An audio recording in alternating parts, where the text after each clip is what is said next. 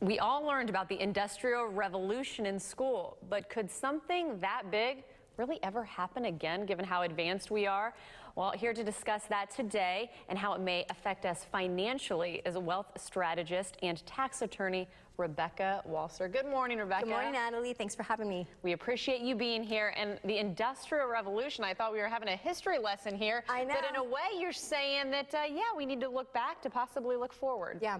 Well, the World Economic Forum actually focused on what we call the fourth industrial revolution that is actually happening right now. And to give you some insight, and our friends some insight, if we look at this picture of this rural plain, we see in the foreground here the beginning of technology. So really, in the course of time, and I think we have a slide that just shows this, there's been really four major periods. So obviously mechanization, mass production, automation, and now the fourth industrial revolution is really the robotization, I can't even pronounce that word correctly, of our society, drones, and it also has a lot to do with biotechnologies. And so recently on the cover of a lot of financial publications are focuses on biotechnology and biotech stocks. I would say, what is biotechnology? It's really interesting. It's the blurring, actually, of the artificial into the natural, so that you cannot even maybe know where the artificial begins and the natural ends. So we're talking about all kinds of things. I mean, I have a list here, like, it's just crazy things. They're talking about regenerating cartilage, growing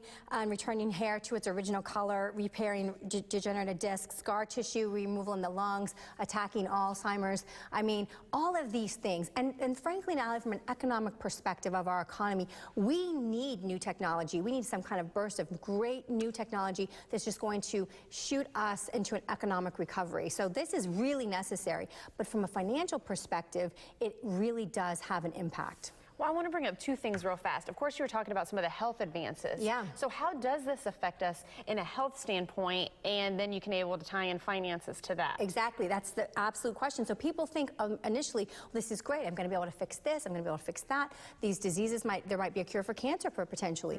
But what happens is we don't think of the financial ramifications of that. And so we all want to live better and we all want to live longer. But right now in New York City, Prudential actually has a sign that says the first person that's going to live to 150 is already born and alive today. So what happens is, as we have health technology advances, our lifespan expands, and that obviously affects us financially because we have to be able to afford our bills for that many more years. Okay, and the other thing I wanted to bring up real fast was you were talking about this biotechnology and how this is necessary. This is a positive. Of course, I understand it from a science point of view, but what about from a financial point of view? Yeah, well, I mean, if you look back in history, you know, when we had the Model T, the Ford Model T, and our economy just went roaring because we had the mass production assembly line for the first time. So anytime we have something the size of a revolution, an industrial revolution, that will just expand us and expand the economy, because we're really talking about a major way of change of life. And that really is going to be coming now in these cyber physical systems,